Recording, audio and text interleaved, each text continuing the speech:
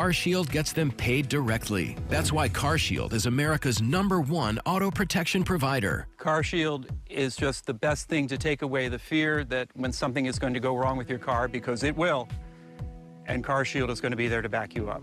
My experience with CarShield is that they absolutely come through every time I need them. If my car breaks down, I can count on CarShield to cover it for me. CarShield definitely has my back. Now it's the time to make the smart choice and protect yourself from sky-high auto repair bills. Call now for a free and instant protection plan quote. It's only a matter of time until repairs are needed, and once your car breaks down, it's too late. Call 1-800-908-5647 or go to carshield.com. Get covered today. It's a long way until the next presidential race. I don't know how you see those images and it doesn't bring a sense of joy to your heart. When you're given an opportunity, it's your obligation to make it the right time. The Spirit Himself will guide you into all truth.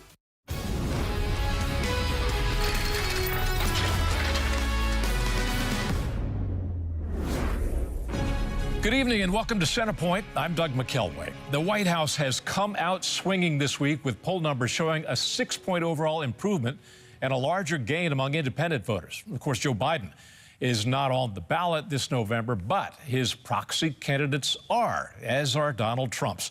And what's at stake is nothing less than the future direction of our country. If Republicans can win the House and perhaps even the Senate, the progressive agenda can be stopped. Biden is now planning a primetime address to the nation this week.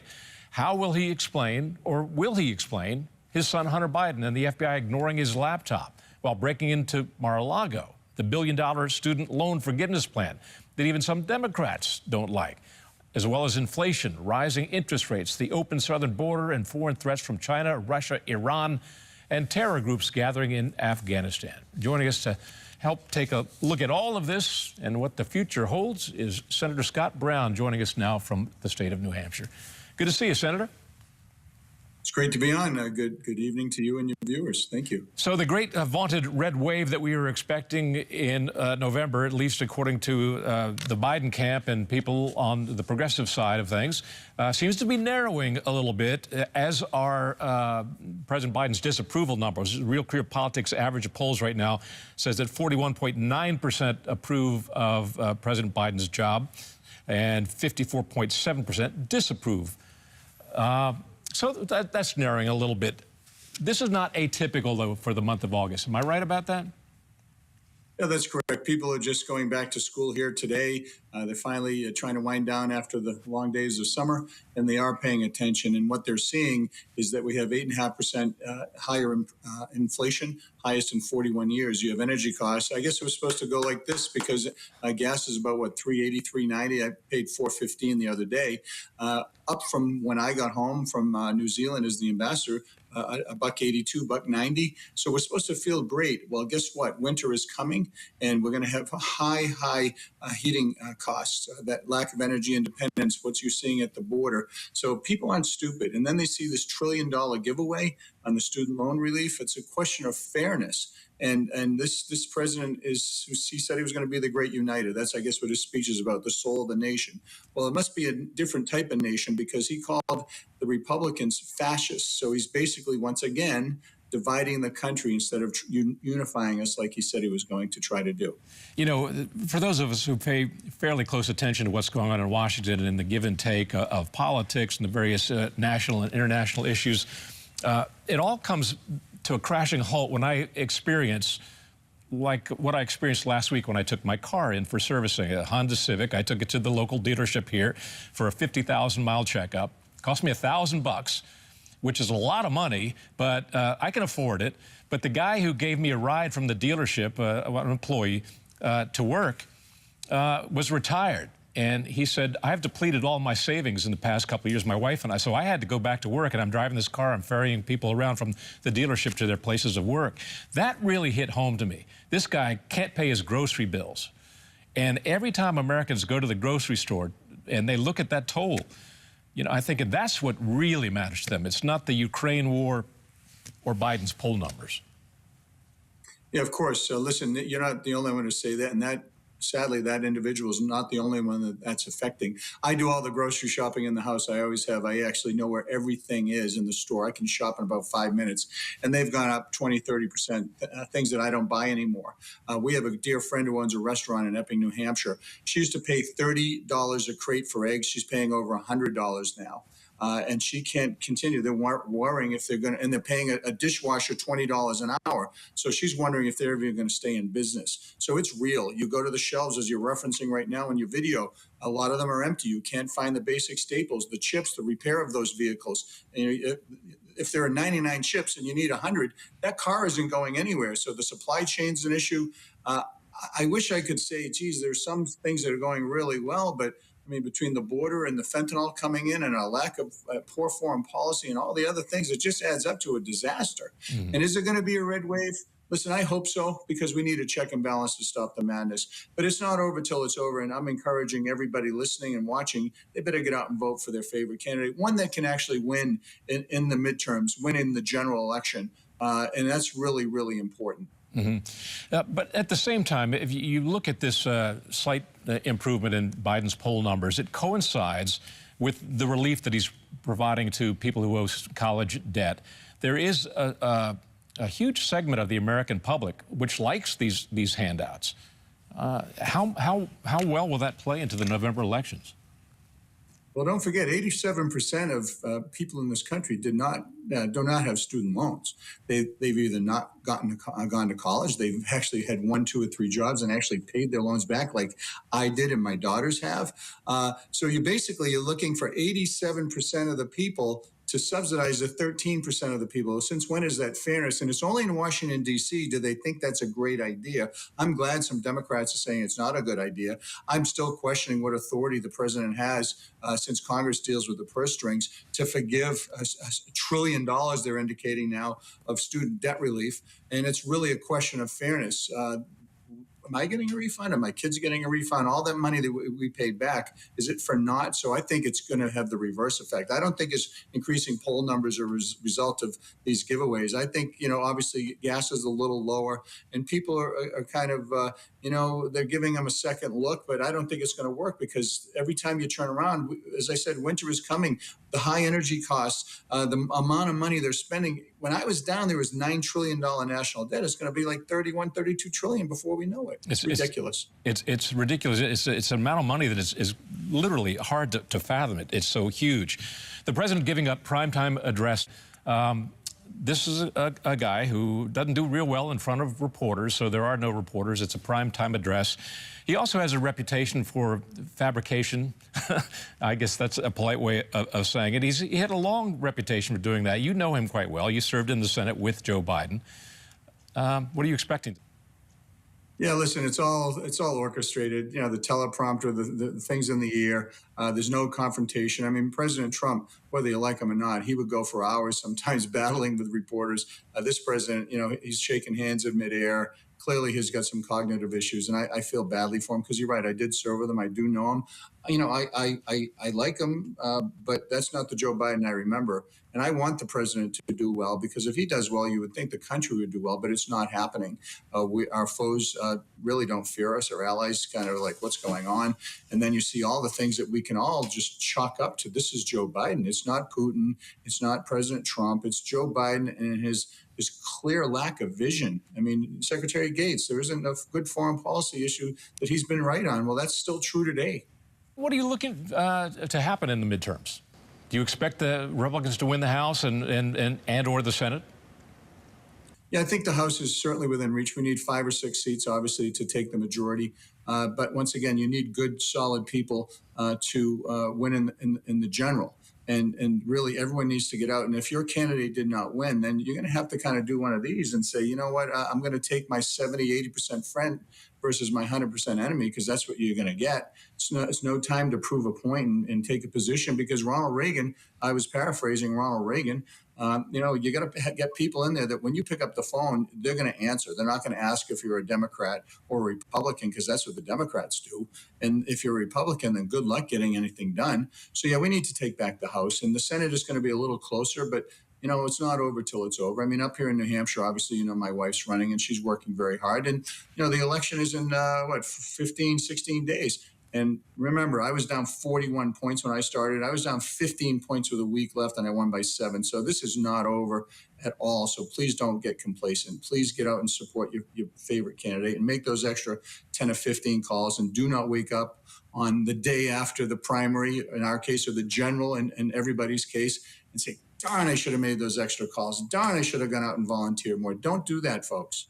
Right. And, people really have not begun paying attention yet about the midterm elections. They're getting kids back to school and getting their lives back in order after summer vacation. Things don't really start to cook until the month of September. So we shall see. Correct. Senator Scott Brown, really appreciate it. Thank you, sir. Oh, it's great to be on. Best to everybody. Mikhail Gorbachev died today, age 91. He ended the Cold War without bloodshed, forged arms reduction deals with the U.S., and created partnerships with the West that dropped the Iron Curtain and reunified Germany. He was the last Soviet president. He will be buried in Moscow next to his wife, Raisa, who passed in 1999. Taiwan today fired warning shots at a Chinese drone. A military spokesman said the drone was spotted above a Taiwanese islet and returned to the mainland after shots were fired. This is a first for Taiwan. The Pearl River has flooded in Jackson, Mississippi, leaving that city without reliable running water. Residents have little to no water pressure, so they can't even flush their toilets. Emergency measures are now in place, and the National Guard has been deployed to help. They are feeling the earth move in Elgin, South Carolina. An earthquake swarm continues to rumble that area with over 70 quakes this year. Scientists have no definitive answers as to why this is happening. The vast majority of the quakes are less than 2 on the magnitude scale, and scientists do not believe this indicates a bigger quake is coming. Not so fast. Serena Williams got off to a slow start, but rallied and won her U.S. Open match yesterday. This is her last ever tournament, but she will play another day at least. The greatest of all time now has won matches in her teens, her 20s, 30s, and 40s.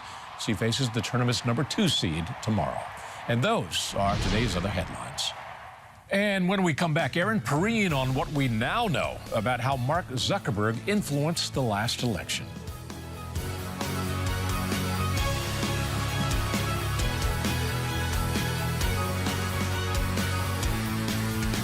Introducing Vinia, a new miracle superfood that has emerged from the Holy Land that is clinically proven to increase your blood circulation. For an investment of about $1 a day, enjoy the health benefits of 1 bottle of red wine in each capsule of Vinia, minus the alcohol, sugar, and calories, and echo the age-old wisdom to take a little wine for your health's sake. A clinical trial showed that Vinia increased the dilation of arteries by at least 70% for each person who took 1 capsule of Vinia daily for 3 months. Vinia significantly increases your blood flow and the delivery of oxygen and nutrients to your brain, heart, and other tissues, providing you with improved physical energy and mental alertness. So order your Vinia today at ViniaBloodFlow.com or call 800-600-3619.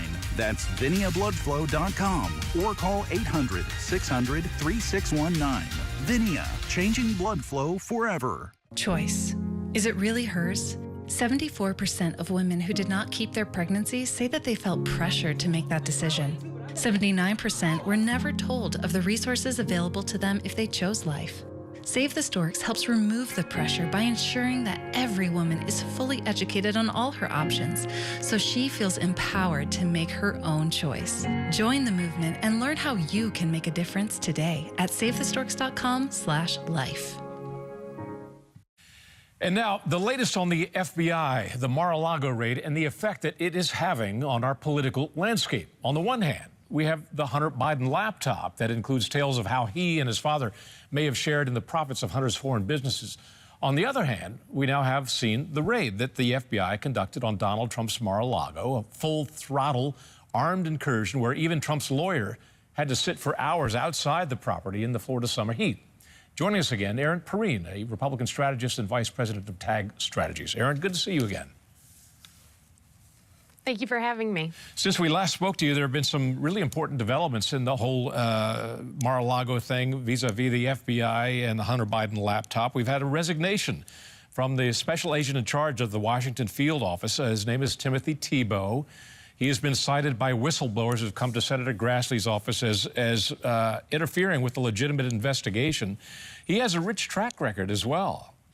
Yeah, absolutely. And we're only getting to the very start of the questions that you're going to be hearing toward the FBI relative to both Hunter Biden, and I applaud both Senators Grassley and Senator Johnson on their continued dogged effort to get to the bottom of what happened here, but also on the Mar-a-Lago raid, because it seems like with each leak, each small piece of information they put out, the more questions there are and less answers there seem to be. There are major concerns right now, especially in the Republican Party, but across America in general, about whether or not the FBI and these government entities have become too politicized and that is clouding their judgment. You hear the FBI trying to say, well, we didn't want to interfere in another election the way we did in 2016. Well, in 2016, there were FBI agents who were known to be saying, as they were having an affair, Peter Strzok and Lisa Page saying, oh, well, we'll make sure that Donald Trump never becomes president. There is now a continued pattern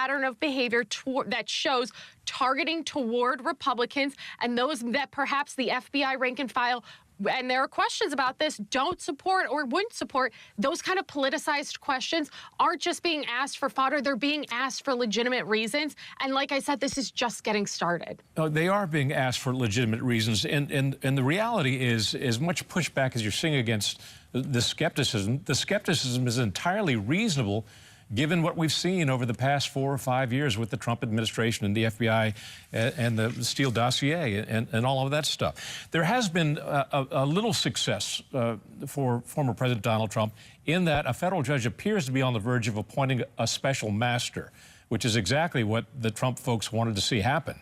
Yeah, they wanted a third-party arbiter who would be able to come in and see what the FBI took from Mar-a-Lago and what information they had no right to have access to. We've already seen 2 sets of reports that have come out. One, that the president's passports, President Trump's passports, were taken in the raid. I can tell you that was probably clearly outside the scope of the warrants that they were trying to execute on.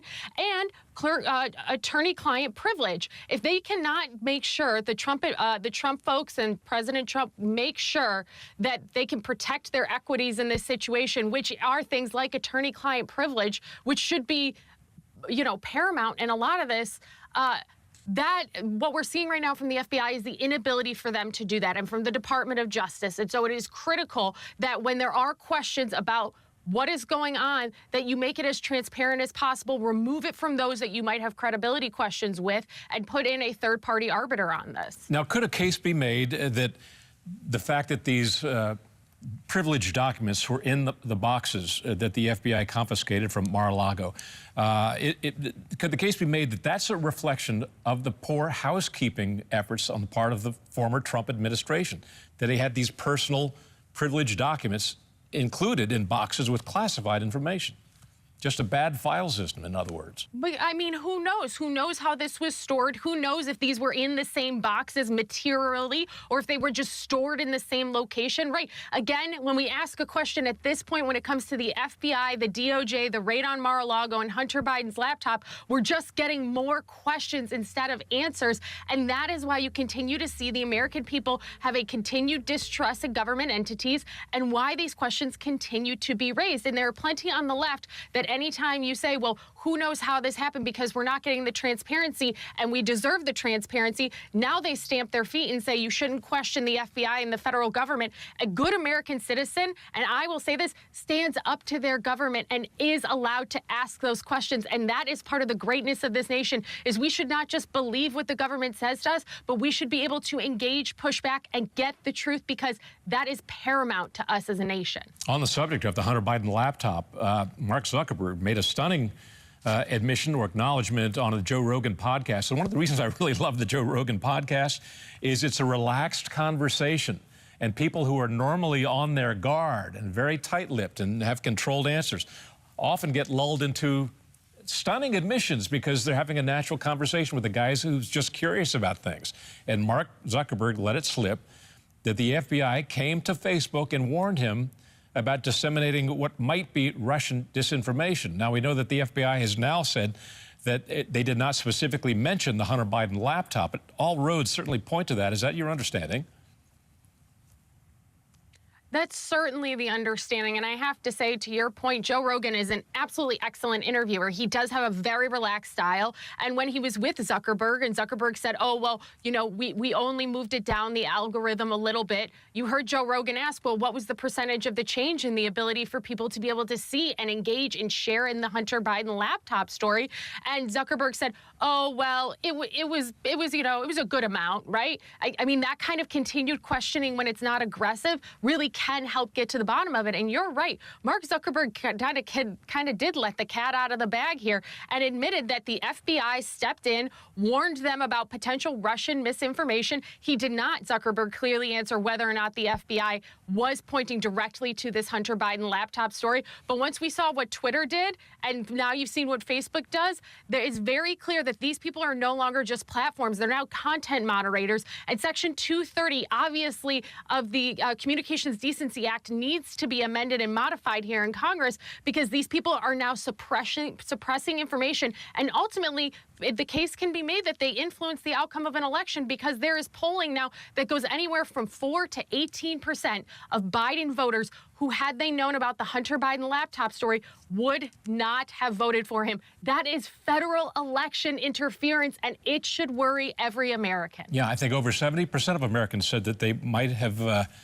reconsidered their vote had they had access to that information regarding the Hunter Biden laptop in advance of the 2020 election. So the plot thickens. Erin Perrine of TAG Strategies, really appreciate your time. Thank you. Thank you. And when we come back, a global alert on the nuclear power plant in Ukraine, now in Russian hands.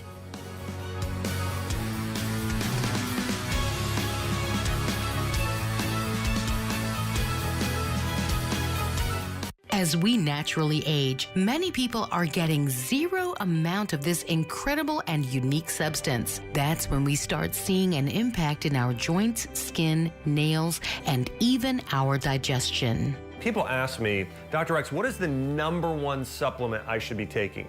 My answer is multi-collagen protein. I love the multi-collagen protein, and I've seen huge benefits. I went from having joint discomfort to where now I have freedom of mobility that I did not have. I've been able to work out more. I've had the energy. Ancient Nutrition provides us with the right supplements that we need in order to be strong, healthy, and to do the things that God has actually called us to do. Call the number on your screen and get a free bottle with your preferred customer order, a value of over $50 free. When you call and purchase, you are helping to spread the gospel around the world by supporting TBN. Call the number on your screen or go online now. It is at the end of an era. After more than 2 decades, Woman Thou Art Loose will take its final curtain call in Atlanta, Georgia. Rally your sisters, your aunts, your mothers. Join us for the homecoming celebration of a lifetime. Whether you're new to Woman Thou Art Loose or you've been with us since the very beginning, this is a historic culmination of sisterhood. September 22nd through the 24th in Atlanta, Georgia. Register today at WTAL.org.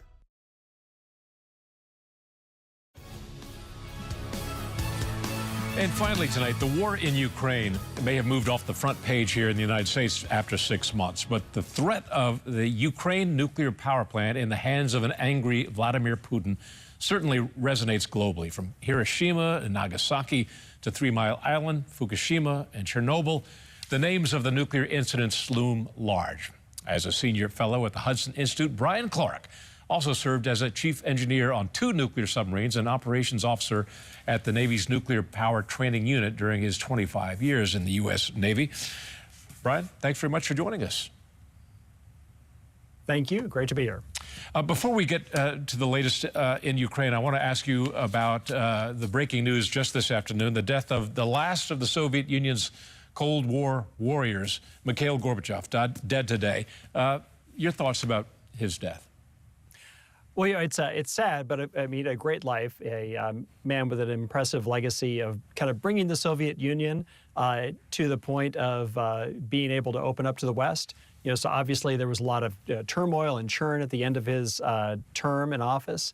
But he really, with perestroika, did create the opportunity for Russia to be able to gain some commercial opportunities in the West and some partnerships in the West, and allow it to transition peacefully from being a autarkic, autocratic regime to being something closer to a traditional nation. So I think we should be celebrating that, although people in Russia sometimes call that the dark period of the 1990s. But I think we should be celebrating his life today.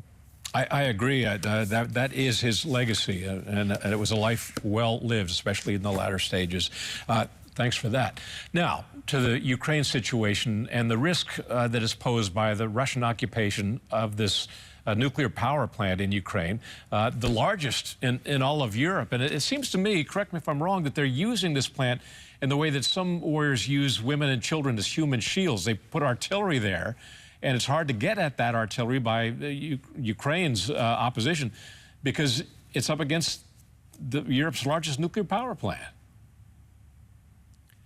Correct. Yeah, they're using this as a fire base to mount attacks against Ukrainian forces across that southern part of Ukraine, even over into closer to Odessa. So they've been using it to launch missile fires, rockets, as well as, like you said, artillery. And Ukraine really can't respond because of the risk of damaging the components of the nuclear power plant, and more importantly, the electronic or the electrical supply to the power plant, because these nuclear power plants, although they generate their own electricity, they depend on a steady supply of electricity to power the pumps and the monitoring systems that keep them safe. So you can't lose electrical power at your nuclear power plant, or else you risk a meltdown kind of a casualty like we saw at Fukushima, for example. Quantify the nuclear risk here based upon what you've seen.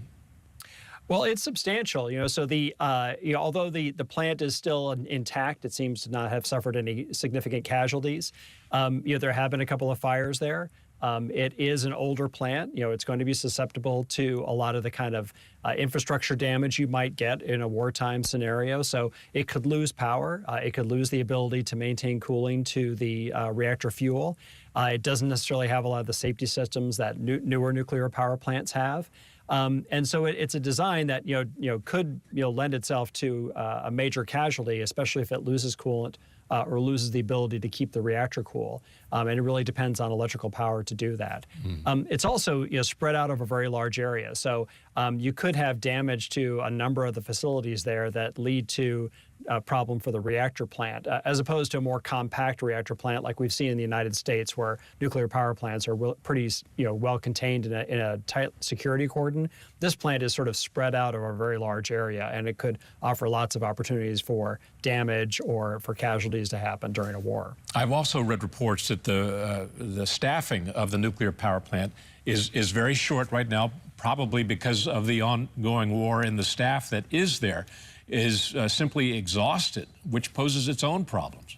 Yeah, absolutely. So not only is there a limited crew for this reactor plant, that crew has been largely kept on site ever since the fighting started. So once the war began and Russia quickly moved to take control of the nuclear power plant because they recognized its value to Ukraine and to Europe as a whole. So they took control of it and then kept the crew there 24/7, didn't let them leave, didn't let them get rest. And so that crew, with a few reinforcements and a few change-outs of personnel, is largely the same one that was there on the day that the conflict started, which obviously is going to result in a tired group of people that are prone to make mistakes. Not only that, there's also the potential for material and parts that you need to keep the plant running, not being able to get there because of the war happening around it, as well as Russia's tight controls over access to the power plant. So it's not only people, it's also parts that can't get in. Now we are hearing that Russia has agreed to let plant inspectors, international inspectors, into the plant to quantify the status of the thing right now. Do you think they're going to be granted full access? Quickly, if you could, we're running out of time. Yeah, they'll get some access. I think Russia's going to let them be able to look at the facilities, make sure that everything is safe at a bare minimum. They won't let them look at where the fire base is set up and where Russia's got its military capabilities set up there. So I think it's going to be pretty limited, the access they get, the bare minimum to make sure it's safe. Brian Clark, I really appreciate your expertise. Brian Clark from the Hudson Institute, really appreciate that. Thank you, sir. Thank you. Great to be here. And finally tonight, this day in history. It was on August 30th, 1967, that President Johnson appointed Thurgood Marshall to the Supreme Court. Earlier, President Kennedy had appointed him to the U.S. Court of Appeals. His trajectory as the first African-American to have a seat on the highest court of the land was taking shape. It was a steep climb. His father was a railroad porter in Baltimore, and he worked at a whites-only country club. A great-grandfather was a slave from the Congo in Africa. Young Thurgood Marshall applied to law school, but he was turned down, not on merit, but because the school was segregated. But listen to Marshall at his congressional hearing. Well, I'm certain that there's no possible reason that I could have to not adequately represent this government, which is, after all, my government, just as it is all of our government. His greatest achievement may have been arguing the case of Brown versus Board of Education, where Marshall argued that separate but equal was unconstitutional, designed to keep black people as near to slavery as possible. He died nearly 30 years ago, but Thurgood Marshall's legacy of upholding individual rights under the Constitution still endures. That's going to do it for Centerpoint. Up next on TBN, Matt and Lori Crouch join Robert Morris to discuss God's heart for generosity and blessing. I'm Doug McKelway. We hope you have a great night.